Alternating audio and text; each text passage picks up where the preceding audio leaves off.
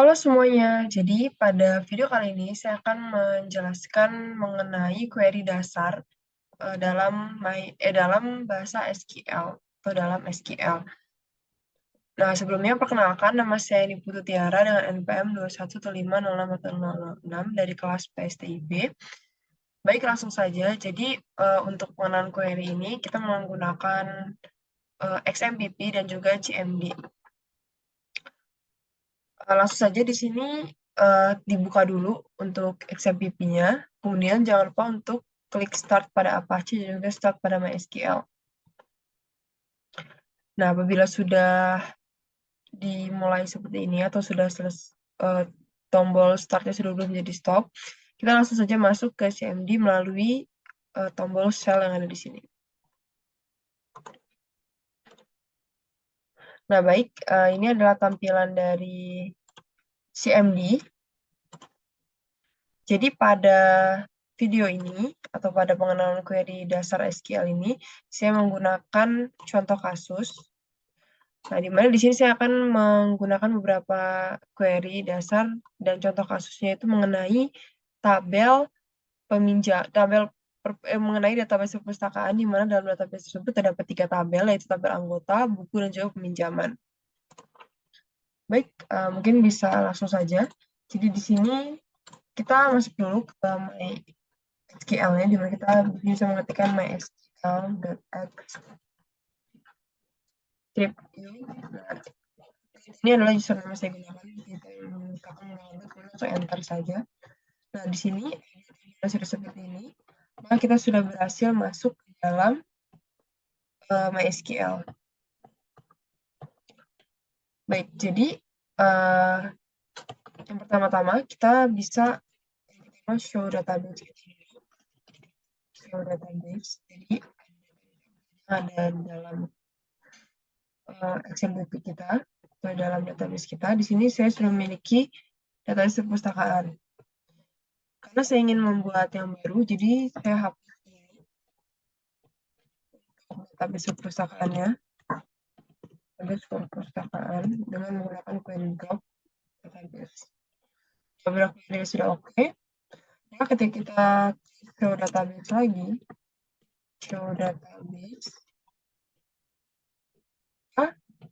database perpustakaan sudah dihapus. Ini kita buat ulang untuk database-nya, jadi create database perpustakaan, kita menggunakan query create untuk membuat. Dan apabila kita show database lagi, maka database perpustakaan di sini sudah berhasil kita buat. Lalu untuk masuk ke dalam database tersebut, kita bisa menggunakan query perpustakaan use perpustakaan. Nah, di sini kita sudah masuk ke dalam database perpustakaan. Kemudian apabila kita show tables, yang tables yang ada dalam perpustakaan, nah di sini empty set. Karena kita belum membuat tabel dalam database perpustakaan ini. Lalu bagaimana cara membuat tabel? Nah, di sini saya sudah punya datanya. Jadi yang pertama kita akan membuat tabel anggota. Jadi kita bisa langsung create tabel anggota. Dan tabel anggota ini saya memiliki kolom ID anggota dengan tipe integer. Kemudian tabel anggota ini merupakan primary key. Dan saya buat langsung auto include. Kemudian ada nama, kolom nama dengan tipe datanya varchar.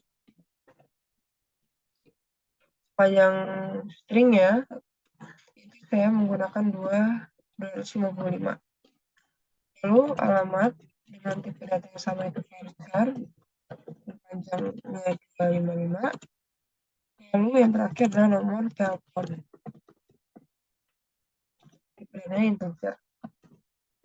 Oke, bentar. Nah, di sini sudah ada keterangan query oke, berarti sudah berhasil dibuat. Nanti kita buat untuk tabel yang kedua, tabel buku. Karena di dalam tabel buku ini saya memiliki kolom ID buku sebagai negatif integer sebagai primary key. Kemudian saya juga memiliki judul dengan tipe data varchar dan tadi 5. Lalu ada penulis. Penulis sini saya menggunakan tipe data yang sama itu varchar juga 255. Yang terakhir adalah tahun terbit. Di mana tahun terbit ini saya menggunakan tipe data integer. Oke, saya ada tulisan query oke, berarti sudah berarti membuat tabelnya. Lalu tabel yang terakhir yaitu tabel peminjaman. Tabel peminjaman. Di mana pada tabel peminjaman ini saya memiliki kolom ID peminjaman yang saya gunakan sebagai primary key. Terus juga membuat tabel ID buku. Ada data integer, kemudian ID anggota. Data integer.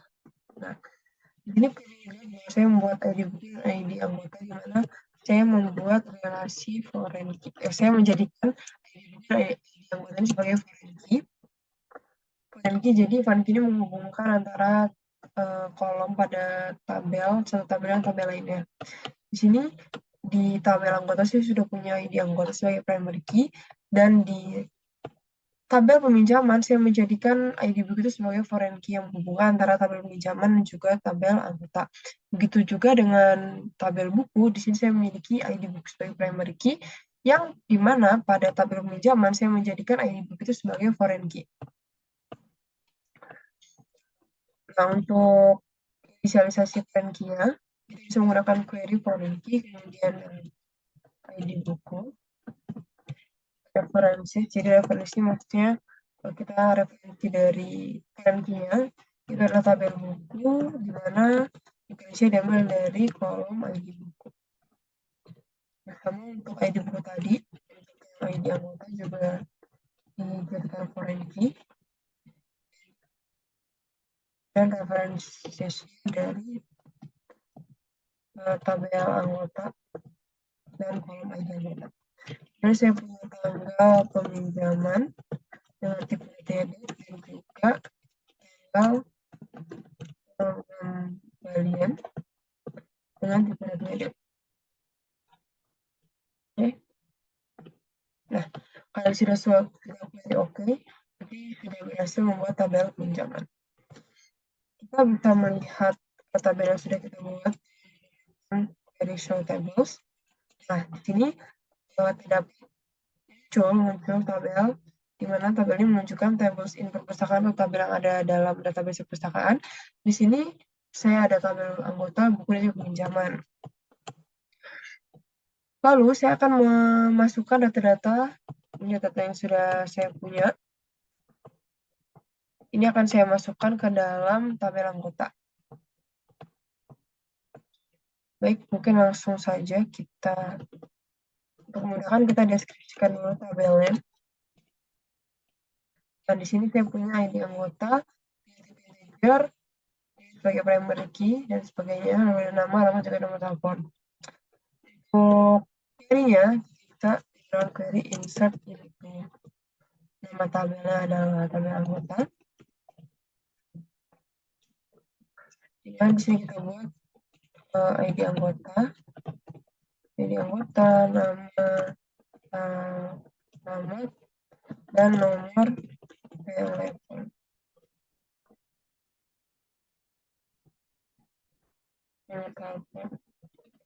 Kemudian values-nya. Ini saya akan mengisikan data yang sudah saya buat sebelumnya. Saya langsung kita copy paste aja. Saya di sini menggunakan data dari ID anggota, namanya, kemudian alamat, dan juga nomor telepon. Nah, karena tadi tipe data untuk nama dan alamat adalah varchar, jadi tidak lupa untuk memberikan tanda petik 2. Langsung kita enter. Nah, ini query oke, berarti tandanya sudah berhasil dibuat. Langsung saja coba kita tampilkan.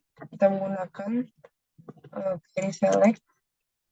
Ini menandakan select all, jadi kita memilih semua data pada tabel dari tabel anggota. Nah, di sini sudah masuk namanya, datanya.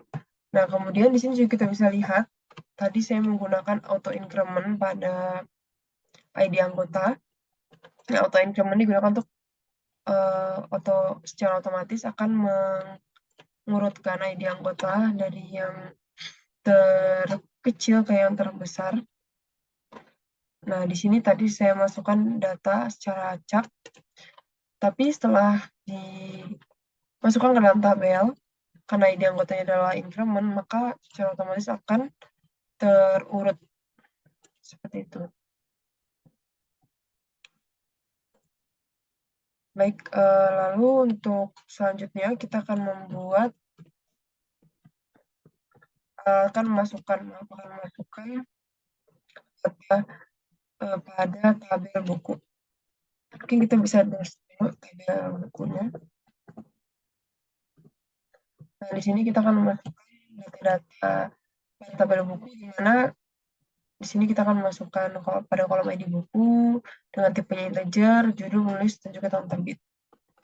Langsung saja kita insert into buku, di mana terdapat ID buku, kemudian judul, penulis, dan tahun terbit. Oke, lalu untuk values-nya, di sini saya juga sudah punya data yang sudah saya buat sebelumnya. Mungkin langsung saja kita cetar, kita pastekan data-data yang saya punya, di mana di awalnya ada ID buku, kemudian ada judul dan juga penulis. Di sini karena varchar tadi saya menggunakan tanda petik 2 untuk data yang bertipenya varchar, kemudian yang terakhir adalah tahun terbit dengan tipe data integer. Lalu kita enter. Nah, di sini terdapat error. Error di sini karena pada bagian Kemendikbud ini saya tidak memberikan tanda petik 2. Kita bisa langsung edit values-nya. Di sini kita beri tanda petik 2 dulu.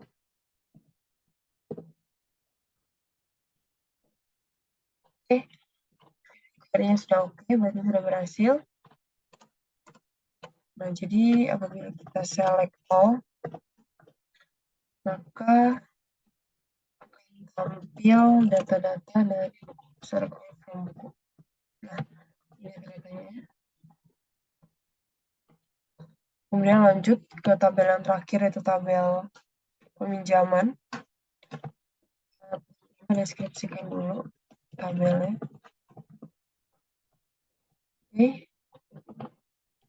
Ini adalah tabel peminjaman, di mana pada tabel peminjaman ini kita akan memasukkan data-data meliputi ID peminjaman, ID buku, ID anggota, tanggal peminjaman, juga tanggal pengembalian. Oke, misalkan di sini saya akan langsung memasukkan datanya, insert tabel peminjaman. Nah, terdapat ID peminjaman, kemudian ada ID buku, kemudian data ID anggota, lalu tanggal peminjaman,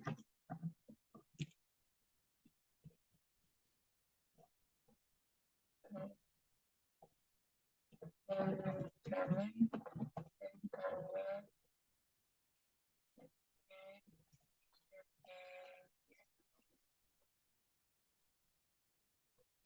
ID peminjaman, dan tanggal pengembalian. Langsung ke values. Di sini saya masukkan ID peminjaman, kemudian ID bukunya adalah 101, ID anggota kemudian tanggal peminjamannya di sini misalkan 2023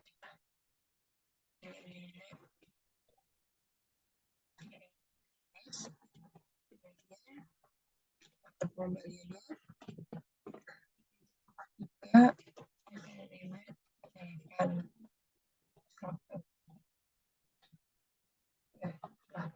8.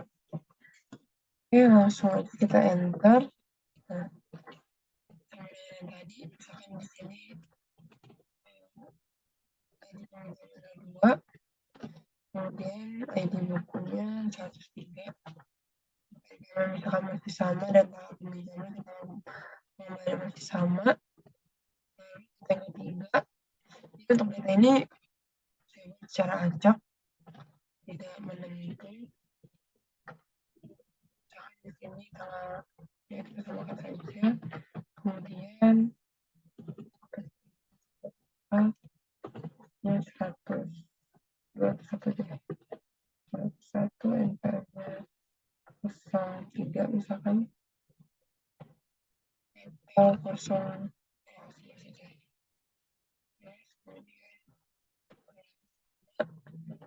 data yang terakhir misalkan pada tanggal pada nomor 5 untuk waktunya misalkan sama, NPM sama dan semuanya sama.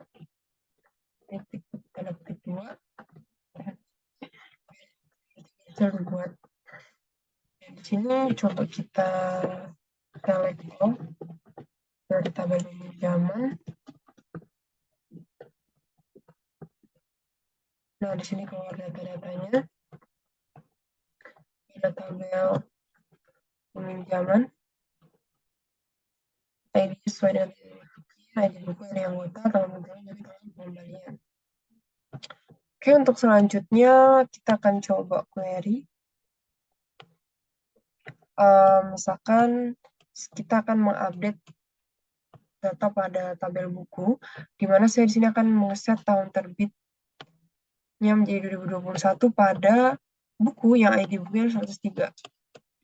Nah, yang ini untuk data ini akan kita ubah untuk bagian tahun terbitnya menjadi 2021. Saja untuk query-nya adalah update tabelnya, tabel buku, dimana kita akan mengeset tahun terbit, kolom tahun terbit itu menjadi 2021, where ini digunakan untuk memilih primary key-nya. Jadi di sini kita menggunakan primary key. Nah, jadi di sini kita akan mengupdate tabel buku, di mana kita akan mengeset kolom tahun terbit menjadi 2021, di mana where ini menunjuk pada primary key. Jadi kita menggunakan primary key-nya, di mana primary key-nya ini adalah ID buku dengan nomor 103. Nah, kenapa harus primary key? Karena primary key ini merupakan angka yang unik yang dimiliki oleh data.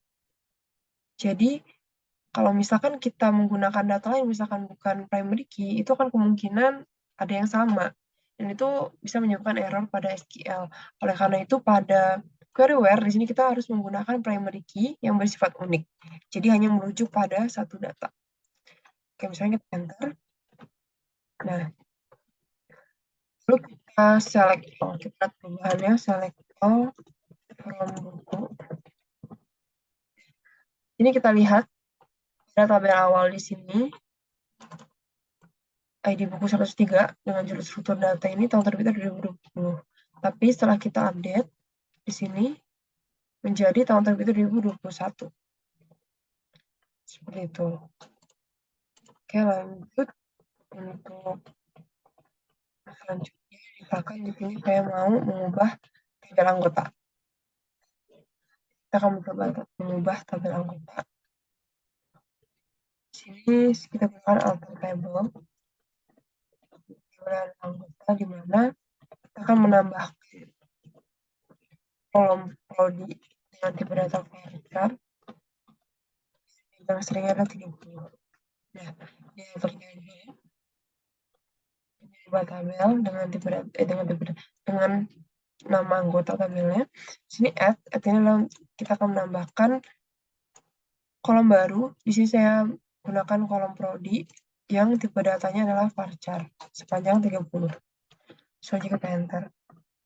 Nah, di sini query-nya sudah oke. Apabila kita nanti deskripsi tabel anggota, di sini ada tambah kolom baru, kolom prodi. Kemudian ketika kita select all dari tabel anggota,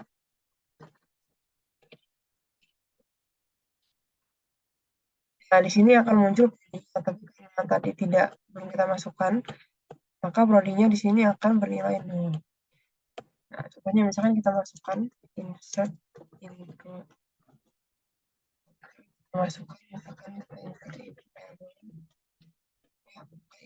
update, menggunakan yang update anggota, nah, di mana kita akan mengset prodi itu sama dengan fungsi informatika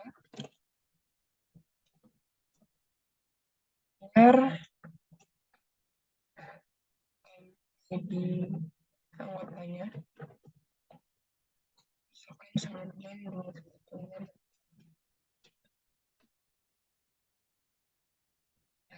ini berarti kalau misalkan kita select all, nah di sini langsung muncul ID-nya sudah terubah menjadi teknik informatika.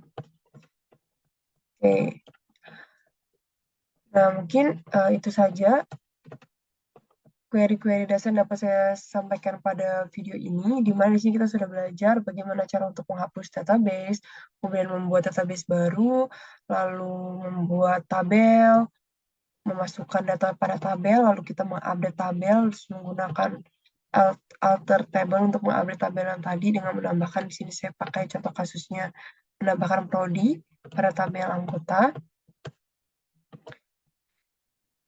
Nah, semoga video ini dapat bermanfaat bagi kita semua. Saya juga mohon maaf apabila terdapat kesalahan selama dalam video ini. Kurang lebihnya saya mohon maaf. Terima kasih dan sampai jumpa.